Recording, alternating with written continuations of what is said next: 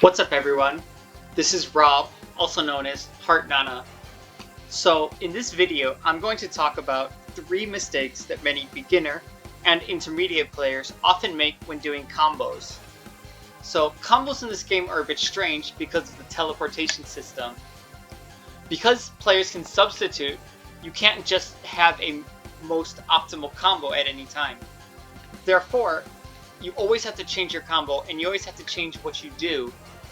And because there's walls, positioning is very important in this game.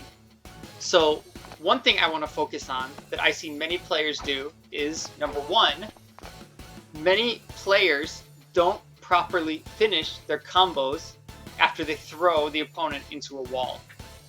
So, for example, if I'm Hinata and I want to do a throw combo, I generally do forward BB something, right? That's easy to connect. I don't have to dash, I just walk forward a little and then forward BB. But if there's a wall there, then suddenly the forward B doesn't connect very well. It only connects sometimes.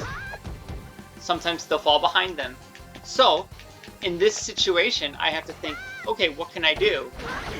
And in this case, with Hinata, her down B is much better at comboing an opponent when there's a wall there. So you can take a step back and down B. It's much easier to combo. I've noticed that many players, they'll try to do their regular combo, and then they'll end up just dropping. Something like what happened just now, where the opponent will fall behind them. One suggestion that I have is, say I want to combo with Awakened Hinata's 8B. If I do it regularly, they just fall behind her, right? But if you sidestep very quickly, you can do it and you can combo afterwards. So if you sidestep, it changes the opponent so that way their back is no longer to a wall. So if you throw someone into a wall, I say you can try to sidestep to complete the combo. Now, when there's a corner there, it's more difficult.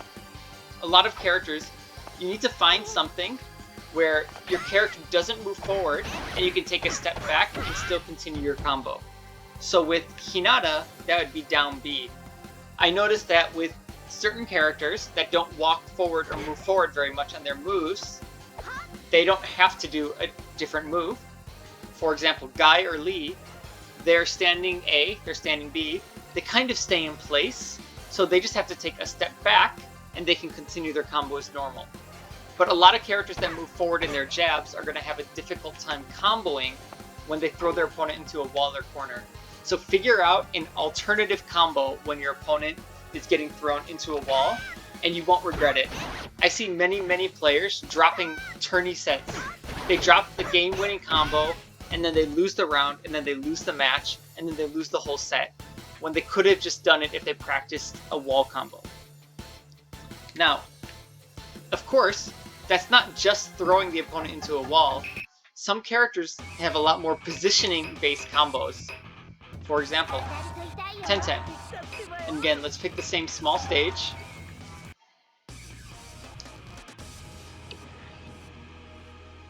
Now 10-10's main way of comboing into a super is to do down B, A.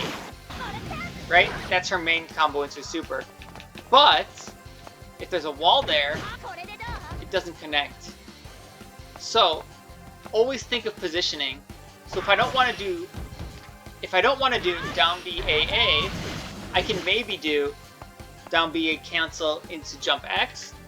I can even try to be cute and do something like throw, down B, A cancel, do a down A, and then jump. Right? So, or, knowing 10-10, she actually moves the opponent to the side a little when she does down B, A. So I could think of an alternative combo. But either way, if you play a character that's very dependent on location from the wall, you have to come up with an alternate combo.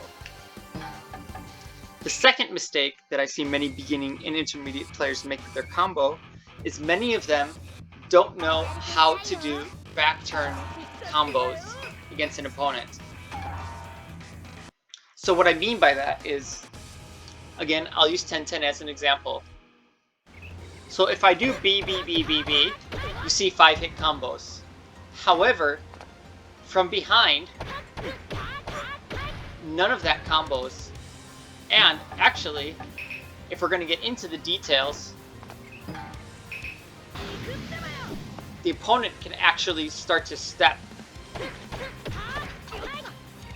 So, if you're playing and you don't know the proper combo to do against a back-turn opponent, there's a good chance that they can get out of it.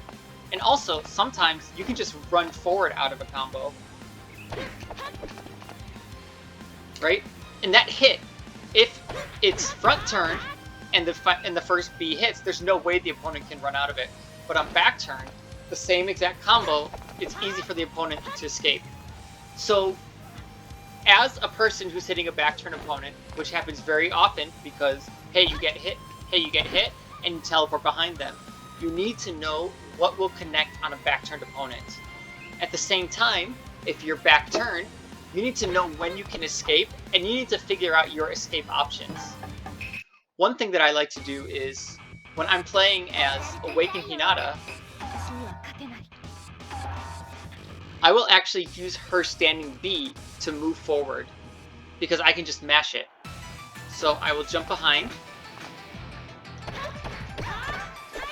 You can use standing B to move forward. So a lot of characters have moves that move forward. If you could take advantage of that, that's another movement option. If you decide to play as, say, Neji,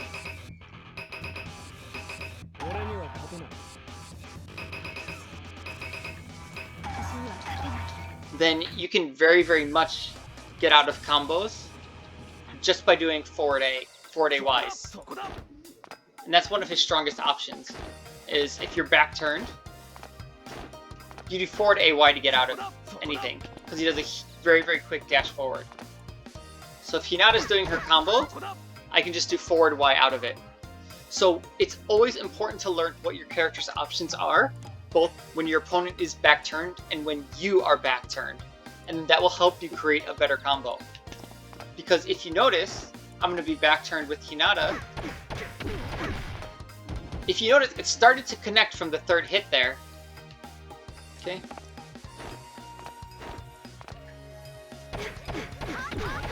So the third and the fourth hit connected into each other there. So if you know that that'll hit, then it's okay to continue the combo. But if it's like 10-10 earlier and you can step out of the important hit, then you shouldn't do that as your back turn combo. So know your character, know what they can do, and a lot of times against a back turn opponent, the best option is just to start with something that launches them.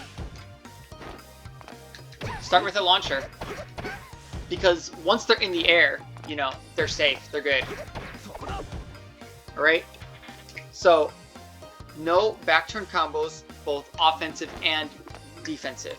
So know what to do to get out of them if your opponent doesn't do them correctly, and know what to do against them.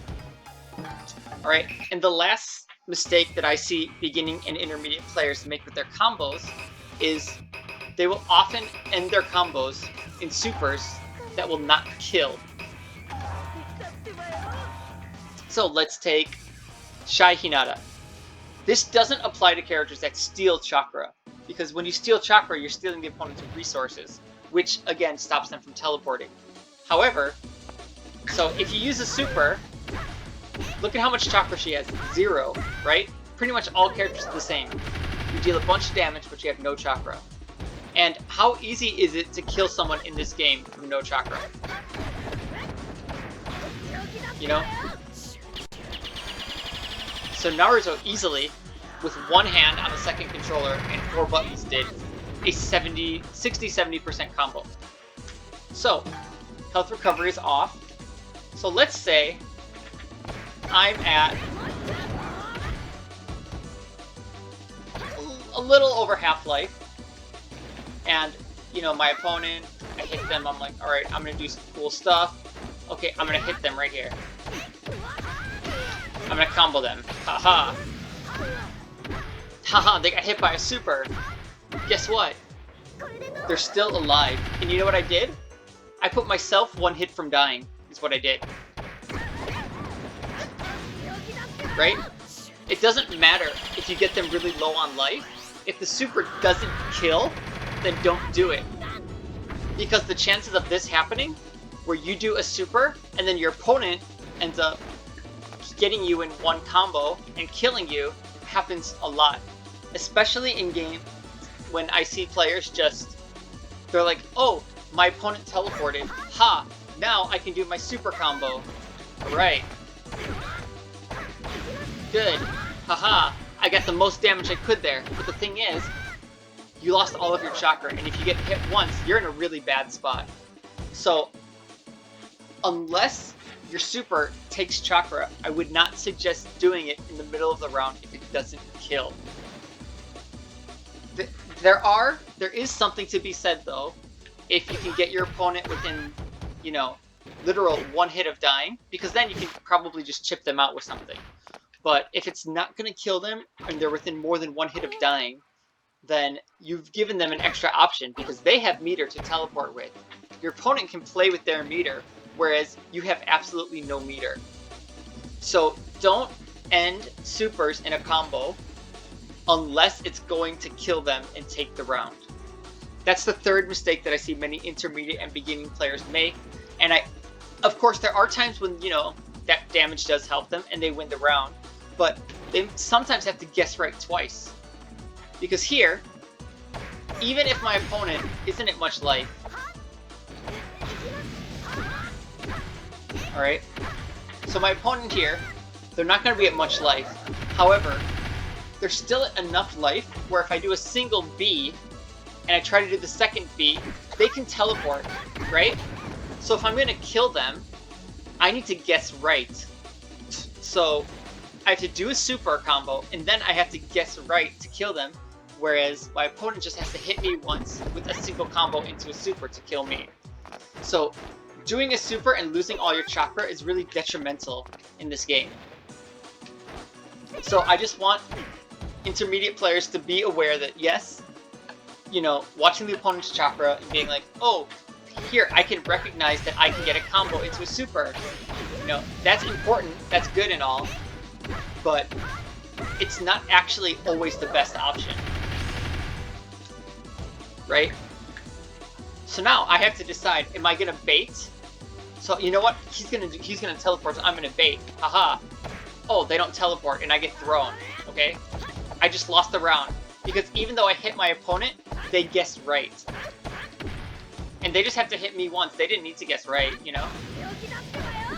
So that's one big issue that I see a lot. And I just want you to make sure that if you're going to use your super, make it worth it and end the round. If you're not going to end the round, then it's more important to have the bar. Because having the bar, it means you can teleport, but it also gives the opponent the threat of they're going to teleport, so I'm going to drop my combo, right? And that gives you maybe, potentially, much more health to work with. Especially if you're half life still, because half life and no chakra is the same as being one hit from death, as far as I'm concerned. So having half life and a full bar of chakra is more important than having your opponent lose a bunch of life, but having no chakra. Alright, that's all for this video. If you have any questions or comments, please let me know. And please stay tuned. I'm going to post more videos of tips and things that I think mistakes that players are making and things that people can do better to improve their GNT4 game. Take care.